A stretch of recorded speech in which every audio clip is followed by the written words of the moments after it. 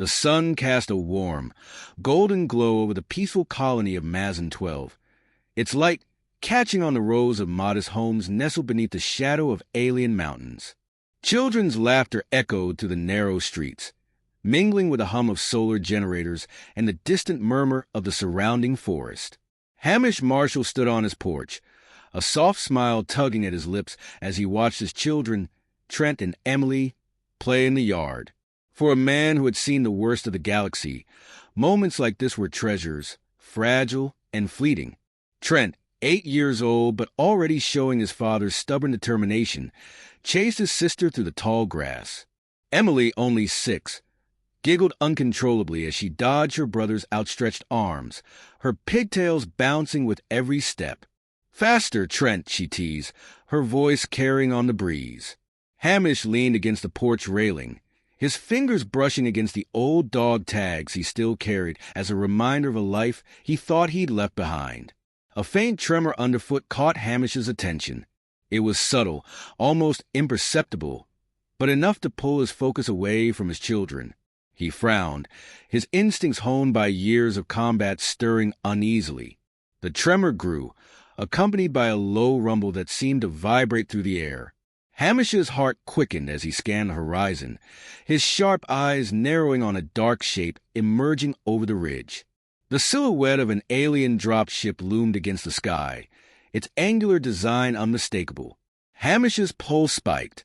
He grabbed the old rifle he kept by the door and called out sharply, "Trent, Emily, inside, now." His voice, usually calm and steady, carried an edge that froze the children mid-step. They turned, confusion and fear flashing in their wide eyes, but obeyed without question, running toward the house. Before they could reach the safety of the door, the drop ship descended rapidly, kicking up a storm of dust and debris. The ground shook violently as the ship landed, its metallic hull gleaming ominously in the sunlight. Hamish's grip tightened on his rifle. He wasn't a soldier anymore, but the instincts of a warrior never truly faded. The ship's side hatch hissed open, and a squad of alien soldiers emerged. Their towering frames and insect-like features marked them as Draxian enforcers, the Galactic Empire's most ruthless foot soldiers. Their leader, a hulking figure clad in dark armor, stepped forward with an air of authority. His eyes, a sickly yellow, locked onto Hamish with predatory intent. "Hamish Marshall." The alien's voice was guttural, laced with malice. "By order of the Galactic Empire, you are to be detained for crimes against Imperial sovereignty." Hamish's mind raced. He knew there was no point in reasoning with them. The Empire never came for justice. They came for vengeance. "My children have nothing to do with this," he said, his voice steady despite the storm raging inside him. "Let them go." The alien commander sneered, his mandibles clicking. Collateral damage is a necessary part of ensuring compliance. Without warning, one of the soldiers raised its weapon and fired. The energy bolt struck the ground near Trent and Emily, sending them tumbling to the dirt. Hamish's world seemed to slow as he watched his children cry out in fear. His body moved on instinct, sprinting toward them even as more soldiers raised their weapons. "Run," he shouted, his voice hoarse. "Run to the woods." But the children didn't move. Trent clung to Emily, shielding her with his small frame, as tears streaked his dirt-covered face. Hamish reached them just as another bolt struck the ground, inches from his feet. He dropped to his knees, pulling them close, his body a shield against the impending storm. The alien commander barked an order in his native tongue, and the soldiers advanced, their weapons trained on the small family. Hamish's hands tightened around his rifle, his mind screaming at him to do something. Anything, but he knew he was outnumbered, outgunned. He was powerless. For the first time in years, he felt truly helpless. "Take the children," the commander ordered. "They'll make an example." Hamish's heart broke as the soldiers tore Trent and Emily from his grasp. Trent screamed, kicking and thrashing, while Emily sobbed, reaching out for her father. "Daddy," she cried, her voice a knife to Hamish's soul. "No!" Hamish roared, lunging forward, but a soldier struck him with the butt of his rifle, sending him sprawling to the ground. Blood dripped from his lip as he struggled to rise, his vision blurring. Through the haze, he saw the soldiers dragging his children toward the ship. "Stop!" Hamish begged, his voice cracking. "Please, they're just kids." The commander turned to him, his expression cold and unfeeling. "The Empire does not tolerate weakness. Let this be a lesson." Hamish's scream of anguish echoed as the soldiers raised their weapons and fired. The world seemed to collapse around him as the energy bolts struck their targets. Time slowed, every detail burning itself into his memory. The smell of scorched earth, the metallic taste of blood in his mouth, the lifeless bodies of his children crumpling to the ground. He crawled toward them, his body trembling, his breath ragged. The dropship's engines roared to life as the aliens retreated, their mission complete. Dust and smoke swirled around Hamish as he reached Trent and Emily, his hands shaking as he cradled their still forms. Tears streamed down his face, mixing with the blood and dirt. He whispered their names, his voice barely audible over the pounding in his ears. The galaxy seemed to hold its breath as Hamish Marshall, once a feared warrior, now a broken man, knelt in the ruins of his world. Above him, the drop ship disappeared into the sky, leaving nothing but silence in its wake. Hamish's head bowed, his fingers clutching the dog tags around his neck. For a moment, there was only despair. Then, slowly, his grip tightened. The despair gave way to something darker, something colder. His tears dried as his jaw clenched, and his eyes burned with a fury that seemed to light the very air around him. They had taken everything from him. They thought he was broken. They thought they could walk away. They were wrong.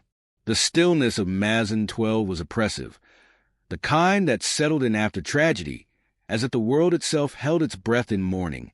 Hamish Marshall sat alone in the dimly lit remains of his home, the rifle leaning forgotten against the wall.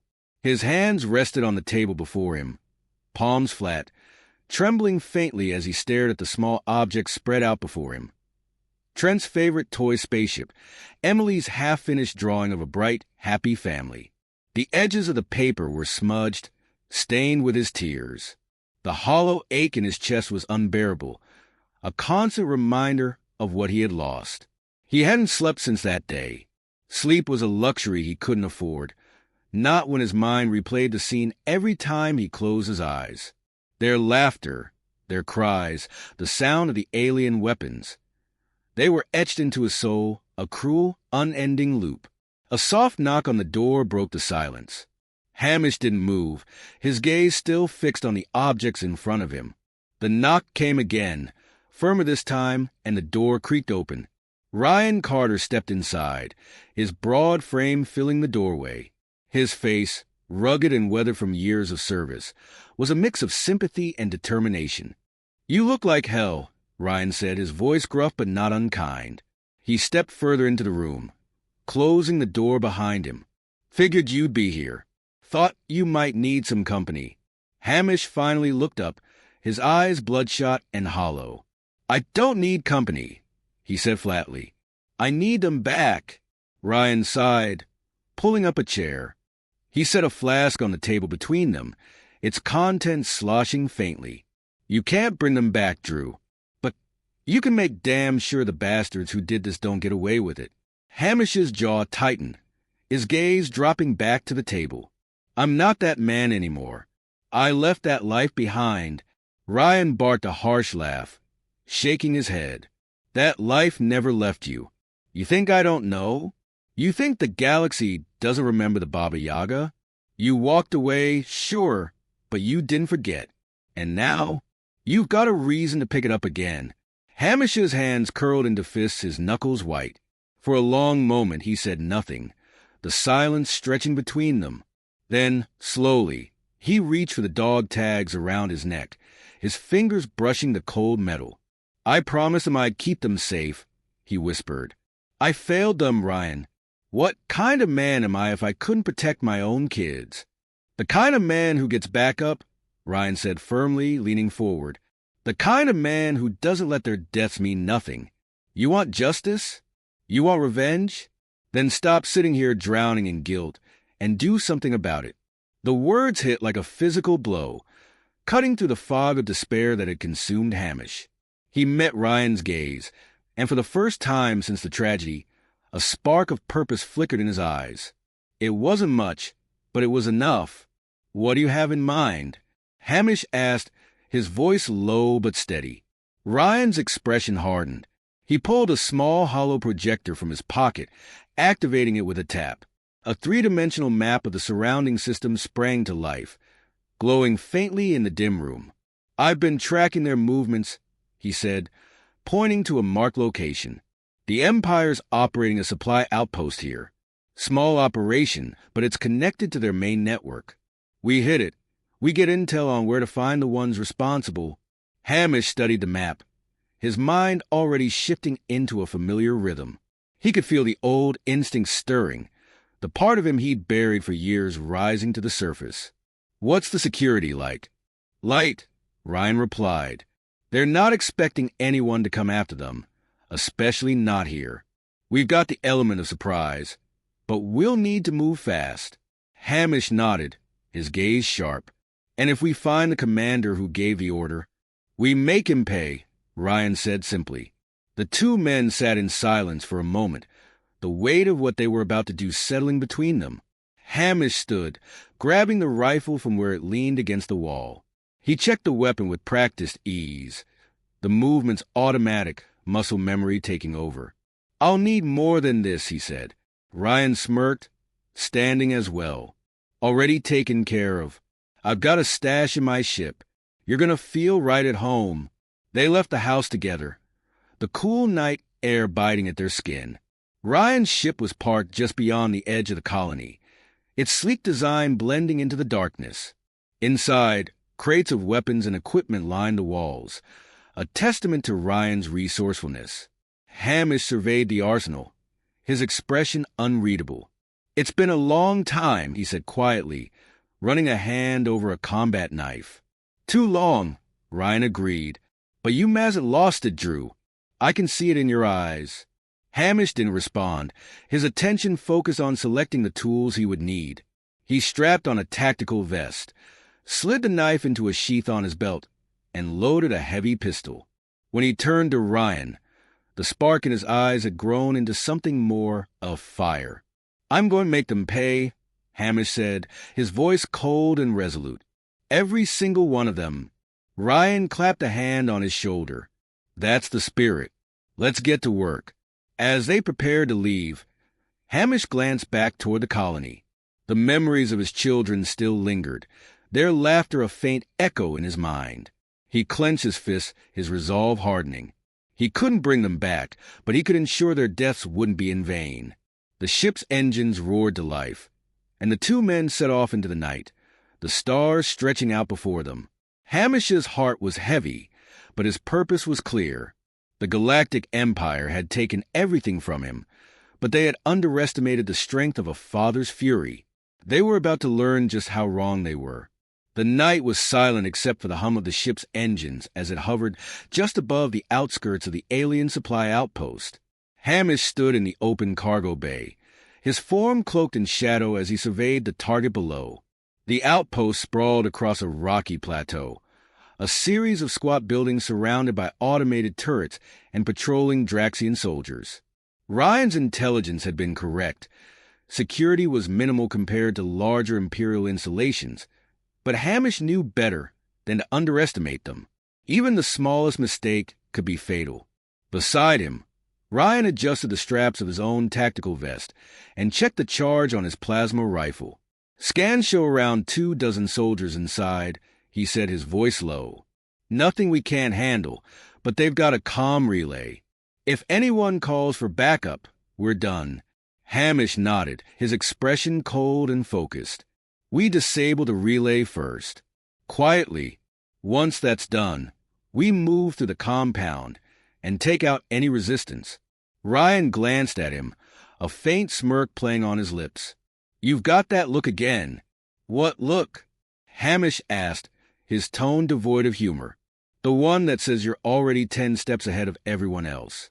Ryan's grin faded as his gaze turned serious. Just don't forget, you don't have to do this alone. Hamish didn't respond. He tightened the strap on his combat gloves and checked the edge of his knife, its blade gleaming faintly in the dim light. His silence said everything Ryan needed to know. Moments later, they descended, the ship landing silently in a shadowed canyon just beyond the outpost perimeter. The two men moved with practiced precision, slipping through the darkness toward the compound's main fence. The air was cool and thin, carrying the faint scent of ozone from the turret's energy cells. Hamish led the way, his movements calculated and deliberate, every step a careful balance of speed and silence. Reaching the fence, he pulled out a compact tool and cut through the thin alloy wires, motioning for Ryan to follow. Inside, the compound was eerily quiet. The only sounds coming from the faint were of automated systems and the distant clank of boots on metal. Hamish scanned the area, his eyes narrowing as he located the comm relay on the roof of the central building. "There," he whispered. "We take it out, then we hit their main barracks." Ryan nodded, his rifle at the ready. "I'll cover you." Hamish moved swiftly, his steps silent as he approached the building. Scaling the outer wall with the ease of a predator stalking its prey, he reached the roof and disabled the comm relay in seconds.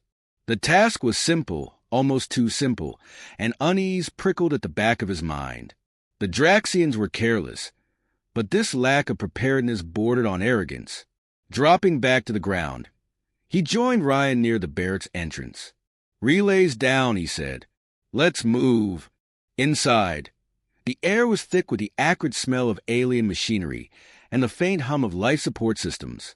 The barracks were dimly lit, the rows of sleeping quarters eerily deserted. Hamish's grip tightened on his weapon as he scanned the area, his instincts warning him of danger just out of sight. They rounded a corner, and Hamish froze. In the center of the room stood a holographic display, its projection casting a pale glow over the walls. The image showed a detailed map of human colonies, each marked with red symbols. Beside the map, a series of documents outlined the Empire's plans: systematic destruction of human settlements, eradication of resistance leaders, and the eventual subjugation of Earth itself. Ryan swore under his breath. They're planning a full-scale extermination. Hamish's jaw clenched as he stepped closer, his eyes scanning the data. "This wasn't just about Mazin 12, he said, his voice low and venomous. "They're wiping us out colony by colony." Before Ryan could respond, the sound of footsteps echoed down the hall. Both men pressed themselves against the wall, their weapons raised as a squad of Draxian soldiers entered the room. The aliens froze at the sight of the intruders, their weapons coming up a split second too late. Hamish moved like a force of nature. His knife flashed in the dim light, cutting through armor and flesh with lethal precision. Each movement was calculated, efficient, leaving no room for error. Beside him, Ryan fired controlled bursts from his rifle, taking down the remaining soldiers with practiced ease. In less than a minute, the room was silent once more. "They'll have heard that," Ryan said, his breathing heavy. "We need to move." Hamish nodded, wiping the blood from his knife as he turned back to the holographic display. He memorized the coordinates of the Empire's command center, a heavily fortified station deep within the Draxian sector. "This is where we'll find them," he said, his voice steely. "The ones who gave the order." Ryan frowned. "You're talking about their central command. That place is a fortress. We'd need an army to even get close." "We don't have an army," Hamish replied. "We have me." Ryan stared at him, his expression torn between disbelief and admiration. "You're serious." "They took my children," Hamish said, his voice cold and unyielding. "They think they can destroy us, that we'll just roll over and accept it. They're wrong." Before Ryan could argue further, the sound of alarms blared through the compound. The remaining soldiers had discovered the bodies, and the hunt was on. Hamish and Ryan exchanged a brief glance before sprinting for the exit, their path lit by the strobing red of warning lights. They fought their way through the compound, each encounter a brutal testament to Hamish's skill and determination. By the time they reached the outer fence, they were bloodied but alive, the roar of pursuing soldiers echoing behind them. They slipped through the breach and into the canyon, the ship's engines roaring to life as it lifted off just in time. Inside the cockpit, Ryan slumped into the co-pilot seat, his face a mix of exhaustion and disbelief. "We've got the intel," he said, "but I don't know how you're planning to pull this off." Hamish didn't answer immediately. He stared out the window, his gaze fixed on the stars. His hands rested on the console, steady despite the adrenaline still coursing through him. "One step at a time," he said finally. "We hit their supply lines, their outposts, anything that keeps their machine running. We make them bleed." Ryan studied him for a long moment, then nodded. "You lead, I'll follow. Just don't expect me to keep up with your insanity." A faint smile flickered across Hamish's face, gone almost as quickly as it appeared. "I wouldn't have asked if you couldn't handle it." As the ship sped away from the outpost, Hamish felt the weight of the task ahead settle on his shoulders. The Empire was vast, its resources seemingly endless, but they had made a fatal mistake. They had underestimated him, dismissed him as just another grieving father. They would learn the truth soon enough. The Baba Yaga was awake, and he was coming for them.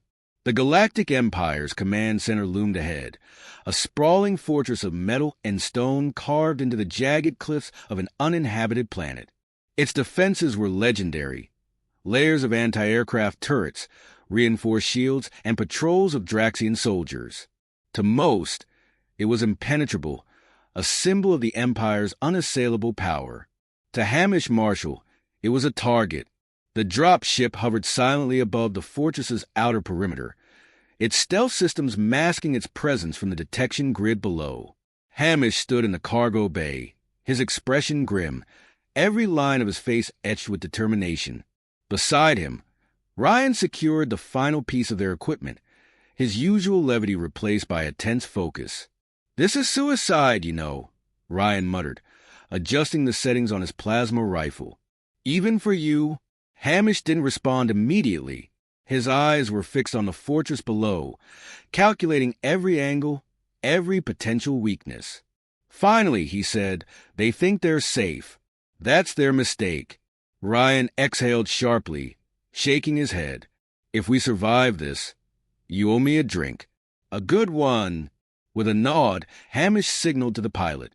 The ship descended rapidly, deploying the two men onto a narrow ledge just outside the fortress's shielded perimeter. The air was thin and bitterly cold, the wind howling as they moved swiftly toward their entry point, a maintenance hatch Hamish had identified from stolen blueprints. The hatch was secure with a complex locking mechanism, but Hamish's hands moved with practiced precision, bypassing it in seconds. The door hissed open, revealing a dimly lit corridor that reeked of coolant and machinery. Ryan gave a low whistle. "Guess you still remember a few tricks." "Stay focused," Hamish said, his voice low but commanding.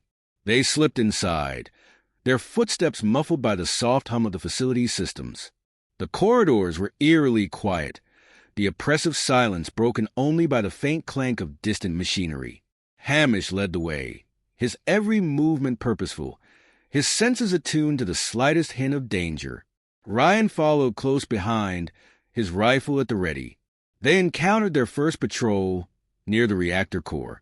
Four Draxian soldiers, their insectoid forms glinting under the harsh artificial light, rounded the corner and froze at the sight of the intruders.